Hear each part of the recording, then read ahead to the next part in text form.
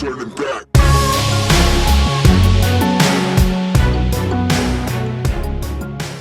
All right, welcome back to the last Boy Scouts podcast.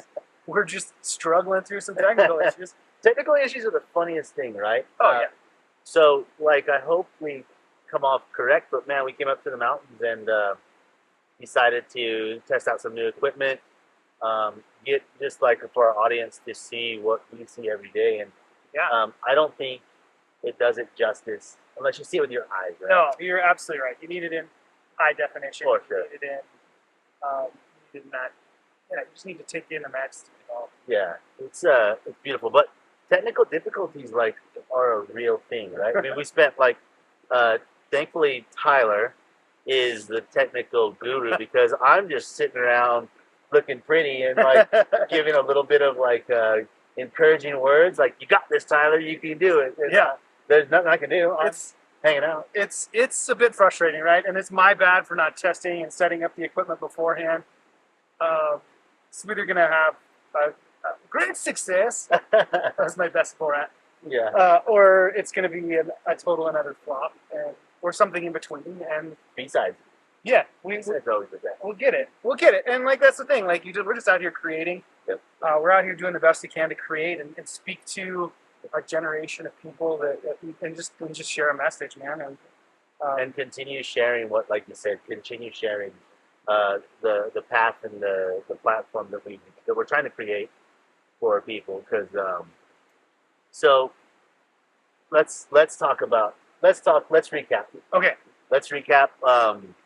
Those of you guys that are longtime followers, longtime listeners, you know that we have the belt test coming up, and the belt test happened Saturday. Yep.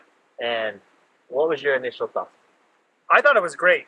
I thought it's great. I don't know how freely I feel like I can speak because all of those guys are my guys. They show up for me. We train. Obviously, you know, we couldn't say it enough. We chatted Preston pretty hard on the last podcast. He, of course, got his black belt. It's just an amazing experience. Yeah, gosh, man, like the whole, that was one of the first tests where every single person looked like they took it completely seriously. Every, Mike, I don't know if you knew this, but Professor surprised Sean and Kristen. They had no idea they were going to be able to wipe the blue. They had no idea, but he said, if you're a purple belt, you should at least know the moves. You may not know them perfectly, but you should know the moves. And I thought they took it seriously. They did it back down. They were like, okay, cool. Yeah, we got it. Yeah. Both great additions to that Lehigh office. And, you know, Sean's at least currently going through getting his, you know, master's degree in therapy as well. Yeah, it's 4:30. Yeah. And so we have that to kind of chat about. Gosh, man. So Preston and Dave, I spent the last 3 weeks with them, and they put in so much time and effort. It inspired me because I've been, you know, I've been practicing the black belt move for a long time. I think that once you realize that it's a possibility, you start to put in that time and effort. You came with me Friday. And even like just a little bit of, you were there for a moment, but because you speak a tiny bit of jiu-jitsu, you were able to catch on pretty quick with the moves, right? Yeah. And Dave and Preston, they looked great. Gosh, they looked so good. Yeah. It was really inspiring for me of how, like, it's like, man, that's how it's supposed to be. Yeah. Clean, Yep. crisp, on point, and like really, really like not theatrical like big explosions, but theatrical. Yeah. Yeah. There's a few moves too that are specifically like the throw a haymaker where you throw them across the. Yeah. Yeah. It was and all the whites and blues, they looked great. We had 5 brown belts. It's such a long day. Yeah. 2.5 hours of, you know, people going through moves. I was Mitch's partner. Kind of punched in the face. Right, and cracked me. Dude, he cracked me. Yeah, he did. He was mortified. Oh, he was terrified. I thought he was he was on the verge of tears because he said, the one thing that I didn't want to have happen, I manifested to have happen. And he cracked me. It made my teeth clack. And I was just like, oh my God, it happened. And I look over, and every black belt sings, and they're laughing. Yeah. Mona and Nick are red faced because they're laughing. I look over at you guys, and you guys are all like, oh my gosh, that just happened. Everybody's laughing. And I thought, of course. Yeah. Of course. And he was great. He put in a lot of.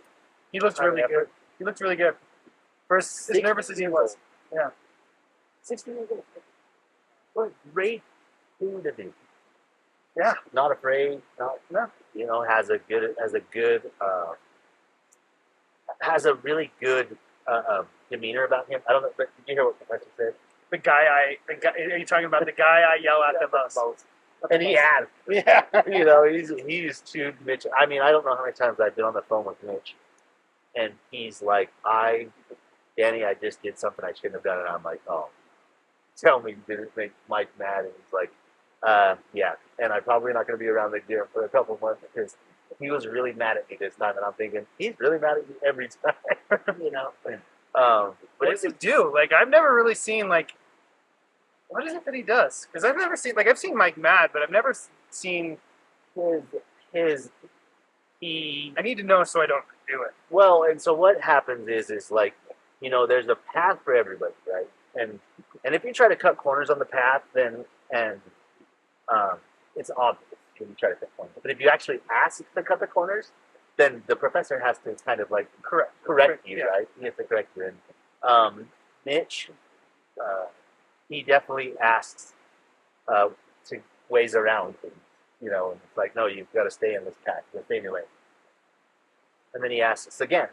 And then what he'll do is, if he doesn't get the answer he's looking for, he'll go find the answer by asking somebody else who doesn't know that they've already had this conversation. Maybe they give him the wrong answer. Okay. So, yeah, just kind of not respecting the hierarchy. Yeah, okay. Sure. And so it's not that Mitch does it on purpose, but it's just the fact that, like, it happens, right? Like, it's like a level of validation. Yeah, of course. Yeah, and so there were so many people there. It was really cool. We did the barbecue. It's a long day for everybody, and I thought that everybody showed up well. Yeah. Everybody showed up to support. Yeah. I think they said 12 black belts total on the mat. Yeah, sounds about right. I mean, it was packed. Yeah. It was standing room only. It was. And so all the families being there and just celebrating, especially Preston, celebrating him was cool. And him and I, I'll share a couple pictures, but we have a hug. We hugged, and I can just see that we're both so happy. Yeah. And I was super ecstatic for him, and thinking about the next level, the next steps in your journey, and how you want things to be, and it's like that's how I am. It's cool. It's interesting. I had an interesting conversation with one of the guys, Dearson, after the ceremony. He was like, I hate getting stripes. And here I am. I just got a stripe, obviously. And I know there's some record keeping, but there's it's always exciting. And you put in the work and you want the stripe. But you have to remind yourself, okay, it was he called you up. I didn't get another stripe. They were just recognizing that I got the stripe. Sure. And that was totally cool. It's great to get that extra recognition. Yeah. Not to say that I wasn't I didn't want it a little bit, but hey, it is what it is. It's the mat. Jiu-jitsu is where I go to work out some of my darkest things and kind of bring me back into balance. And so, Dearson said some interesting things. He's like, I know that I'm getting closer to the end of this journey, and he's like, not necessarily that I will stop learning jiu-jitsu, but you get to that black belt and you think your progress is slow now. Imagine being a black belt. Your progress just it's not that it's you're already speaking that language, so it's almost like it kind of comes to an end in a sense that that you know what I mean? Your progression forward, and around your waist, you see the progression forward, and so that's where a lot of times I think especially if you race to the black belt, then what? My race is not, and I tell people this all the time. It's my race is to be Mitch's age.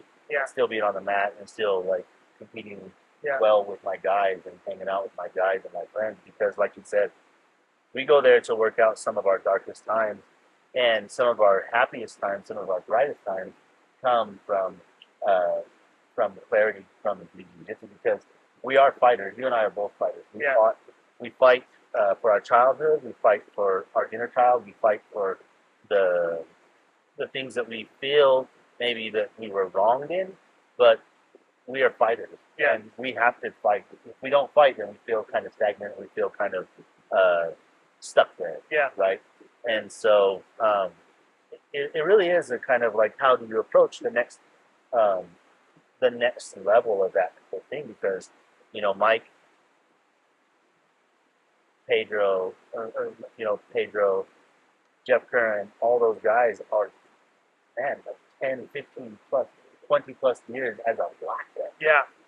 Well, who was it? Strom. Oh yeah, Mauricio Strombowski. He got his black belt in 1980, right? A year before I was born. He's been a black belt my whole life. My whole life, he has been a black belt. And I mean, like, wicked, like, understanding of the sport and how to play the game, where I'm just developing it. Sometimes I feel like I'm partly speaking it. Yeah, like 2 steps back, Yeah. 1 step forward type Yeah. situation. Yeah. During the day, because our podcast came out Friday, a lot of people were coming up to us and talking to us, and I kept getting text messages about, like, especially from Preston and his family, like, thank you so much for saying the kind words. Thank you for what you said. Thank you for. I thought last podcast we really hit some bangers, some dingers. Yeah. We hit some balls out of the fence of, like, how you should approach, like, progression and regression, right? Yeah. And I don't think that we can see progression so much. Yeah. You can see it so much, but you don't give yourself, like, accolades for the fact that you made it through a regression, Right. like a backslide. Oh yeah. You oh man, I'm doing so good. All of a sudden, you're like, shit, I'm in the same spot I was a year ago. Yeah. And you're like, that's not true. You definitely aren't in the back to the same place. Your leather's a little tougher. Yep. Your ability to withstand the fight is a little bit tougher. Yep. You're able to stay in the rounds a Yeah. little bit longer. And so we don't give ourselves the credit for the journey. And the journey's so long. Yeah. I mean, it's your whole life, right? It's however many days you get to wake up and say, "Hooray, the sun came up again today," right? Like, and you're absolutely right. Like, we're developing our game, and our game is always. I mean, even as a seasoned black belt, your game will change as you learn more information. But the same is true about life, right? The way we approach things, our capacity for understanding, our capacity for tolerance, our capacity to just take in a breath when somebody's triggering us is constantly growing, right? It's you're as long as you are aware of that progress and that it's happening, and it's when you deny, it's when you say, nope, I'm perfect, I'm done, I don't need to hear you. Like, it's when you start fighting against that. That's when you truly hit stagnation. That's when you truly hit, when you stop growing and stop learning. I think, like, as long as you always keep yourself in a learning capacity, and especially in life, learning, being a better man, being a better person, always learning to, like, striving every day. Like, what can I get better? Like us sitting there for 20 minutes trying to figure out how to make this equipment work. And the fact of the matter is like, we're going to persevere. Yeah. Right? We're going to be stronger. Right. We're going to know the next day.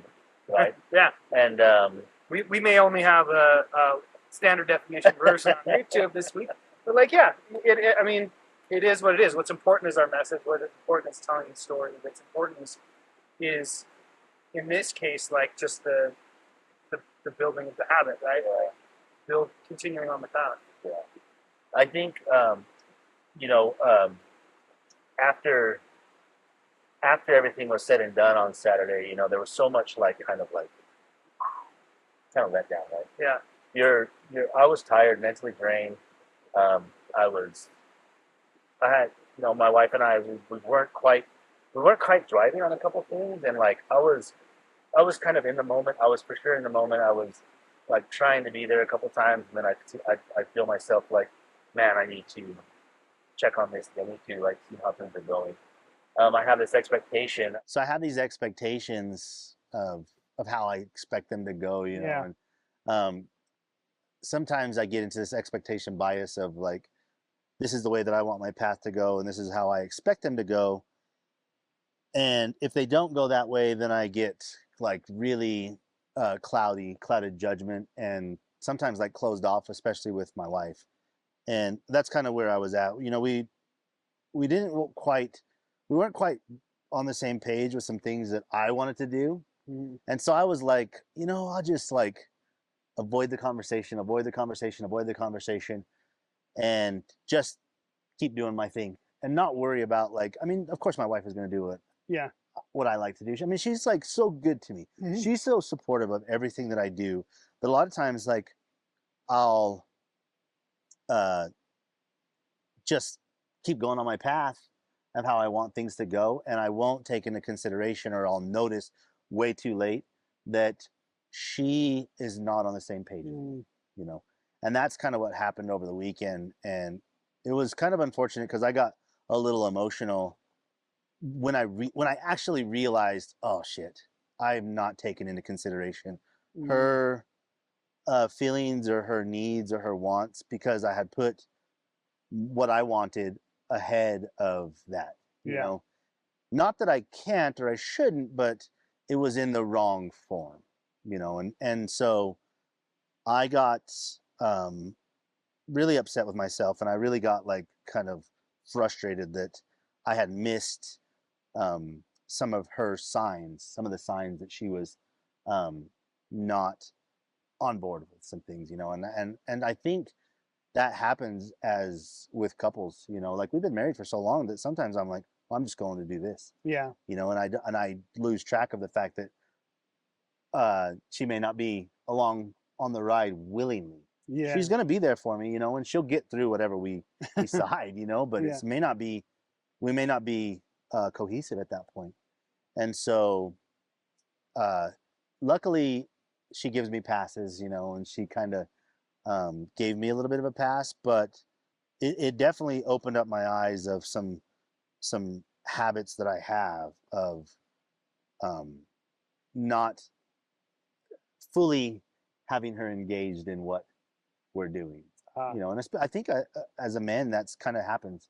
You know, I get focused. Yeah, I mean, I think there's the essence of a man is that we're to drive to our purpose, Sure. and that like we can get super focused on those people around us are there just to support our purpose. Sure. But really, we have to make sure that there's resonance, that there's cohesion, right? Like, I think one of my biggest complaints about my past relationship was that we were never really on the same team. Right. Right. And what does it mean to be on a team? Right. It means you're working together to accomplish a similar purpose or goal. Yeah. And you need buy-in from the stakeholders, right? For sure. You as a couple, your partner as a couple, your children, right? If your children are young and in the house, they have to kind of buy in. I mean, and I think like that's kind of where, you know, if you don't notice it right away, a wedge can happen. You know, your wife may be like, yeah, or your partner or your people, your team may be like, oh, okay, cool. Yeah. We're gonna do this. Okay, I'm supportive. And then all of a sudden it's like, okay, now all we're doing is what you want to do. Okay, cool. Yep. And then all of a sudden a wedge happens, and now maybe there's a division. And if you're so focused, so hyper focused, which I can get hyper focused, you may miss signs of the wedge, right? Yeah. And a wedge has a purpose. Yeah. A wedge has a purpose to make that division wider and wider and wider. And how, you know, if you're not careful, like that division can get pretty wide. And I wonder if that happens with relationships sometimes. You know, you just got the wedge in there so far, and there's no coming back, no common ground, no collecting yourself and going, hey, same team. I seen the funniest thing, and it was like a reel, and it said it was a guy and his wife, and he said before every vacation they look at each other and the husband goes, same team, right? Same team, same team, right? And I thought that is amazing, because it means shit's about to get a little hairy, right? Where stress is about to happen, but guess what? you and I are on the same team. And I thought to myself, that is so cool.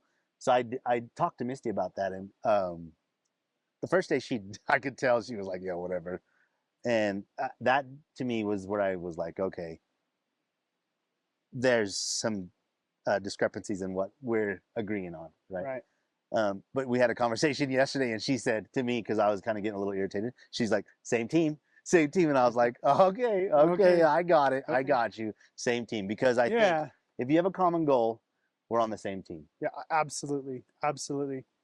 I mean, how often do you sit down with your partner and define those common goals and talk about those common goals? I think that's something I wish I would have done more. And definitely as I go on my own journey and like I journal a lot about what did I do wrong? What did I do right?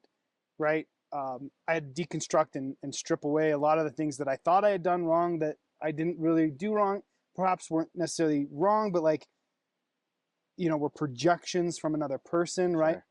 Sure. And relationships only work as long as both parties are willing to do it. I agree with you. You cannot teach somebody who is unwilling to be taught. I agree with and I you. think that was one of my big faults is that I was always willing to, be teachable at points. There's times I wasn't willing to be teachable. Sure. Right? Like we get into our habits, but like there were times too when I was teaching when I could tell that the partner that I was with did not necessarily want to be taught. Sure.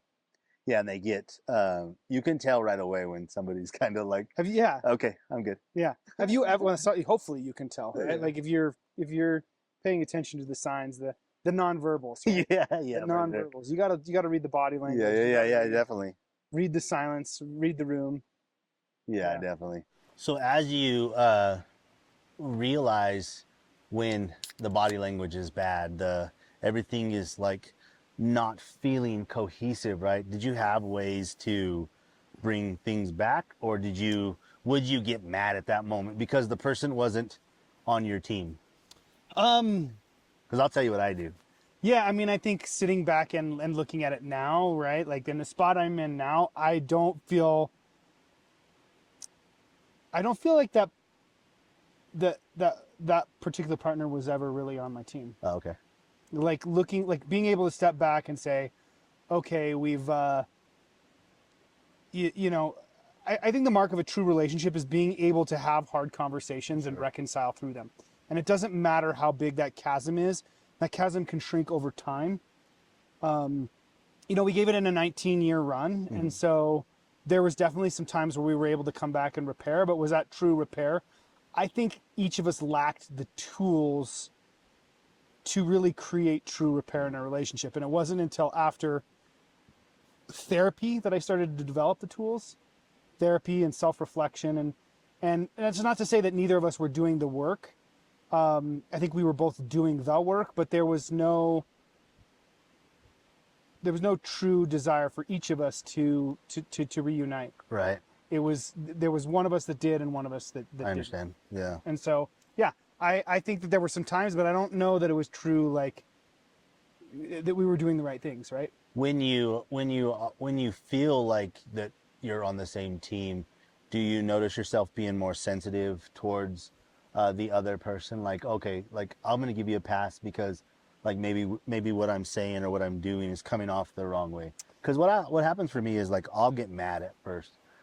Well, probably because like I'm being like egotistical, right? Yeah, selfish in my thoughts, selfish in what I'm doing, and then I'm like, okay, you don't want to be on my team, cool. Then I'm gonna be pissed for a moment. Yeah. Then I like get like, dang it, Danny, don't be that kind of a dick, Yeah.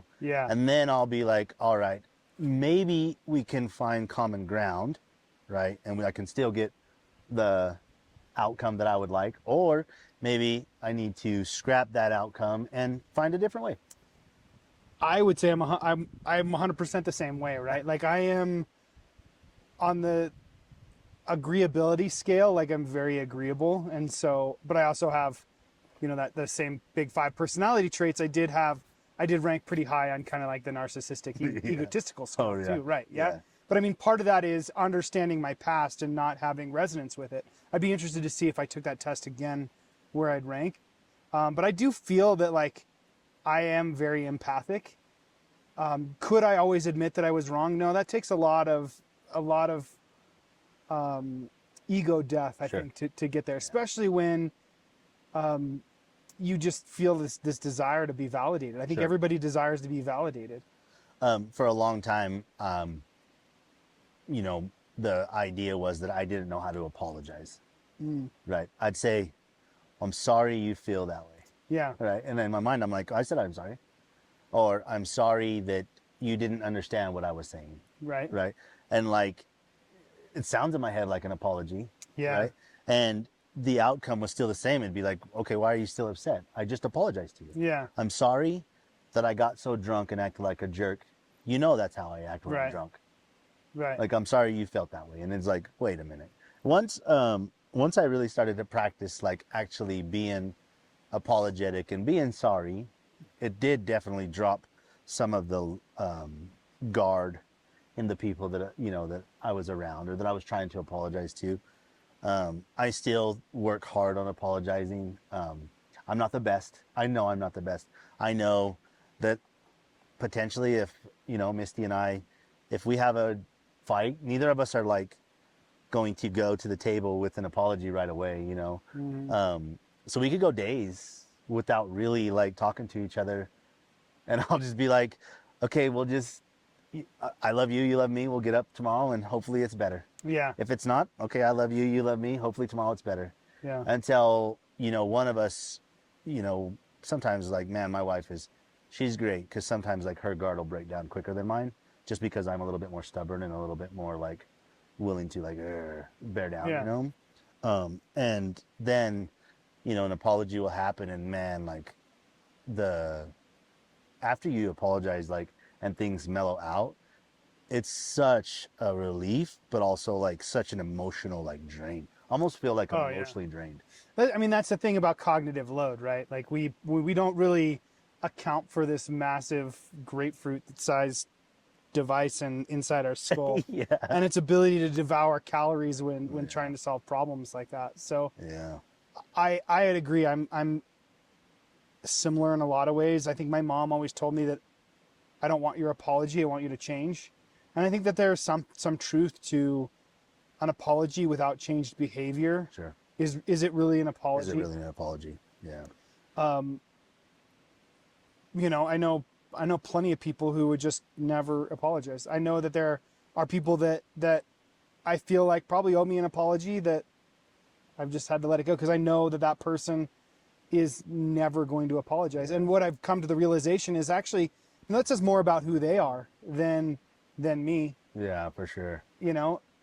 Some people just can't. They can't let their ego be that vulnerable. Yeah, it's so funny you say that, because I'm such a sensitive guy too. Like, if you don't apologize to me, then I get like, I'm super sensitive about it too. Also, like, I get attached to that feeling of like, wait a minute, man, you did me wrong. Why are you not apologizing? And then I'm like super sensitive, instead of like, okay, giving that person a pass, or like understanding that I give them a pass, or it's such a funny thing when you grow up, with a single mom, because whether you like it or not, sometimes you have, some of those feminine, what people would consider like feminine feelings. Like, sometimes I can't just let things go. Sometimes I can't just let them go. Sometimes I want to ruminate, and I want to like talk about them, and I want to like be in the like dig and dig and dig and dig, instead of like just be like, okay, cool, like let's move on. And other times I can be like, okay, like we're good. I understand. I had an experience with my sister-in-law where we were at a family event, and it really just kind of highlights like how some people operate. Sure. And I mean, at this point, I'd probably been in the family about 8 years, and we were at this family event. We're all staying in the same house. We'd traveled in Colorado up to Steamboat, and my mother-in-law and my sister-in-law were sitting at the table, just kind of bad-mouthing one of the other in-laws at the time. Okay. And it wasn't the first time I heard it, and certainly not the last time I heard it, but like, I actually had to like stop them, and I'm like, dude, this is not fair. This person isn't here to defend themselves. like, I don't really appreciate it. Can you change the subject? And my sister-in-law turned around on me and was like, you're not even part of the family. Don't get involved. Really? And Wow. I was just like, cool, I'm ready to go. I'll pack my shit up and we can leave. Yeah. And, like my mother-in-law was like, I'm sorry. Like, but to this day, I never got an apology from my sister-in-law. And I don't expect one. Right. And what I do expect is that, like, chances are, if she was doing that to one in-law, she's doing that to them all. For sure. And so in a way, I'm kind of like, I'm not that sad. Yeah. I'm not that sad. It's crazy how that is because, like, people are who they are all the time, right? Yeah. You can only put on a facade for so long, right? People are who they are, Yeah. how they are, right? And I think that expectation bias is where we get ourselves into trouble. Like, I expect people to be a certain way. I expect things to happen a certain way. And all of a sudden I could be in this moment of like, wow, that didn't go anywhere near the way that I thought it was going to go. And my expectation was for you to treat me the way that I treat you. Yeah. Right. And for you to be how I am. And that bias gets us into trouble because people are going to be who they are no matter what. I also think that apologies just don't come naturally Yeah. to some people. Yeah. They just don't come naturally to some people. Like, you have to work really hard on being apologetic, or like the way to say you're sorry, and not make it framed as if like it's your fault that I upset you, so I'm sorry about that. Yeah. Like, Yeah. I think, we want to get to a point as men, and the men that I work with, to be like, to own what you've done, to understand that you're responsible for your own self, and to not have expectations of people to be how you are. Yeah. Right. Yeah. And while that is the hardest thing that you'll ever do, because you'll have an expectation of people to this is what I would do in that situation. You'll Right. say that, you'll frame it like that, and then when they do it completely opposite, it's like, wow, Yeah. you couldn't be more opposite, and then you get pissed.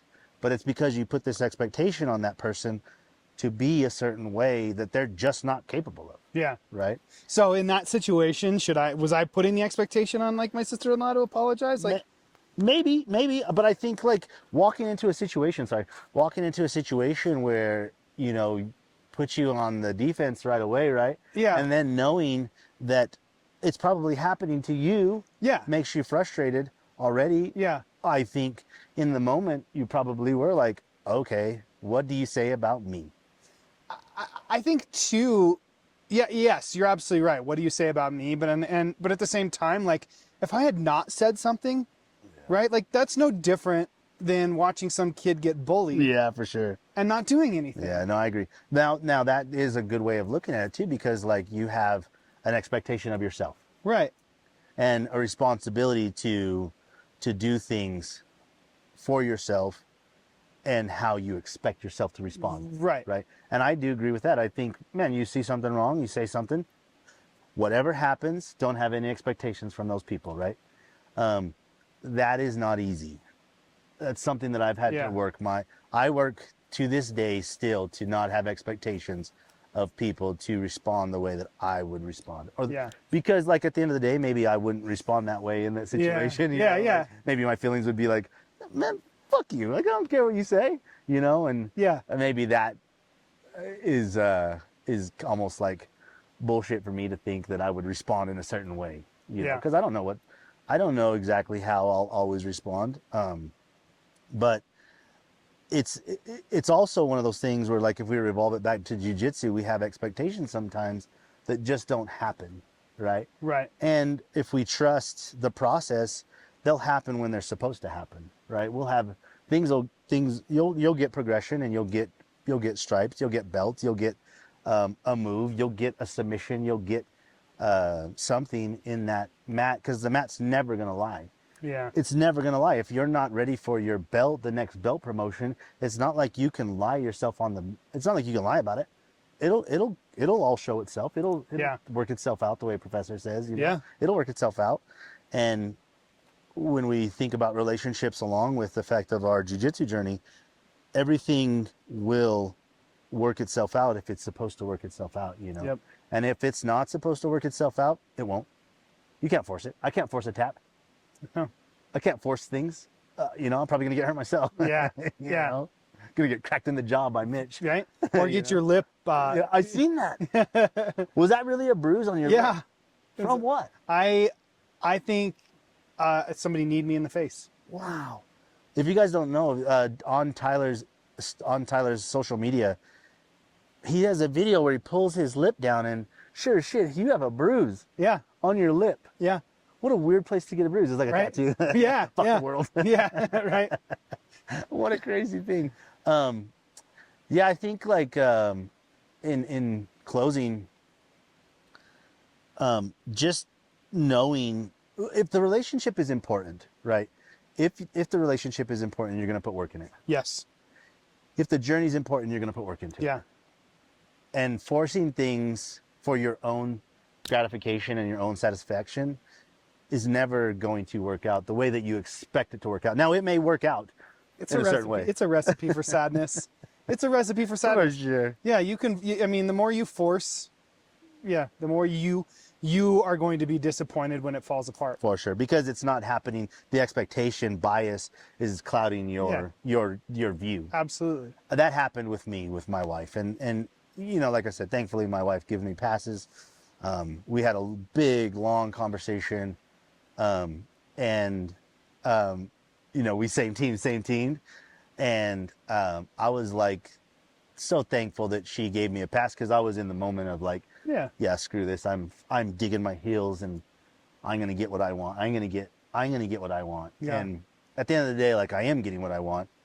And it is just happiness, you Yeah. know, and my wife is great to me, you know, and I had to go a couple days of her not talking to me all the way, and I hate that because I think that though there's good, healthy conflict when you can come to the table and find resolution, right? agree. Confidence is grown through competence. I agree. And when you can competently repair after conflict, like, good for you. I agree. Good for you in that relationship. It's just grown, right? It's like working out a muscle. You do those curls, you tear that muscle, yeah. and the muscle becomes bigger because it's able to grow I agree. together. So I think for the way that I grew up, I was so afraid of conflict that I avoid it like the plague, because conflict meant we would everything Disconnection. disconnect, and also like that was it. That was the end of everything. It was done. It was done. The relationships were over. You know, if there was conflict in my house, it meant that my dad was leaving. Yeah. You know, I think meant it's that my mom was on her own. Yeah, super important. You know, we've talked about attachment style perhaps a little bit, but even conflict style, right? Like I think there are ways that I've avoided conflict too by just saying yes to things.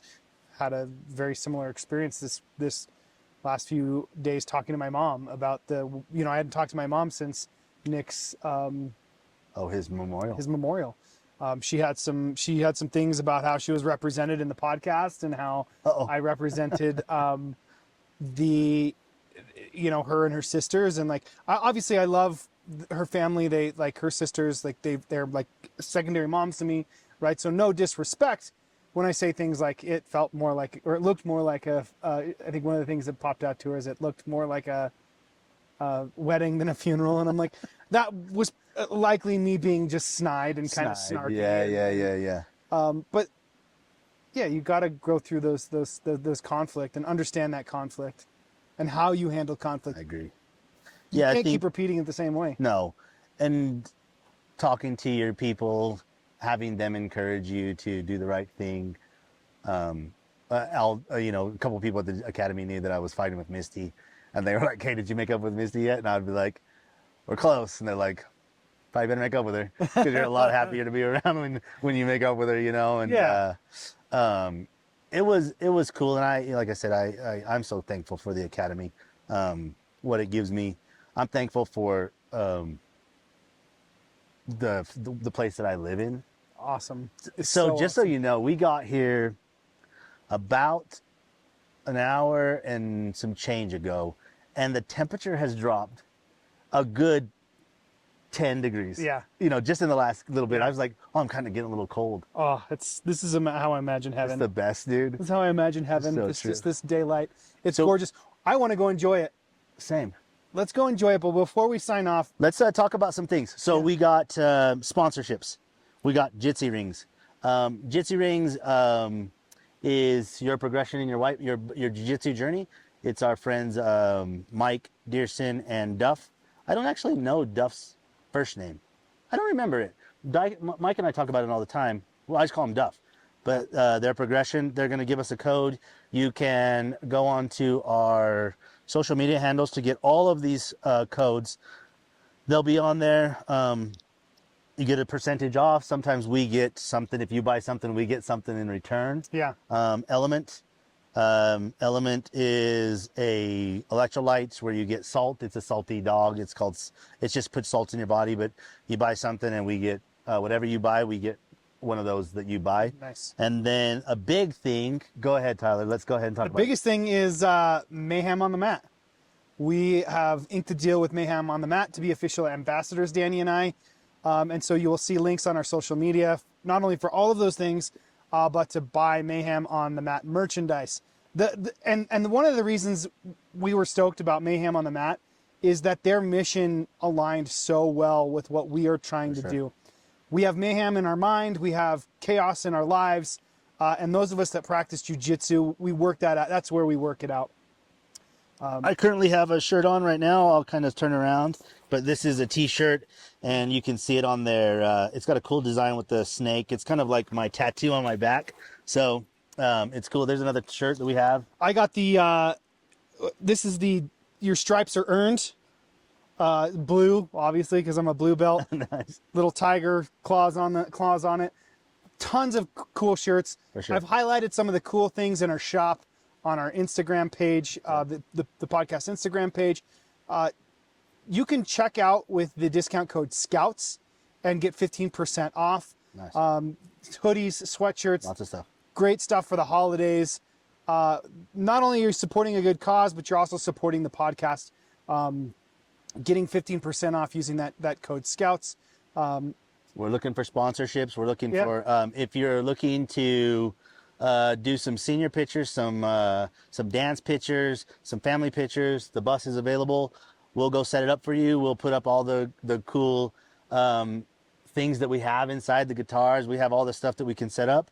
High Life Breathing, if you're looking to learn how to breathe.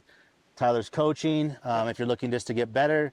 Life coaching, skills that you can do in your daily life that we just implore you to try to practice. You don't have to change overnight. It could just be just an hour, a minute of change is impactful, because still losing too many men to suicide and to just things that are just uncomfortable to talk about. But we want you here. Yeah. You know? I'd rather bear the weight of your tears than bury the weight of your casket, for sure. Yeah, for sure. So, Appreciate it. yeah, Same appreciate you.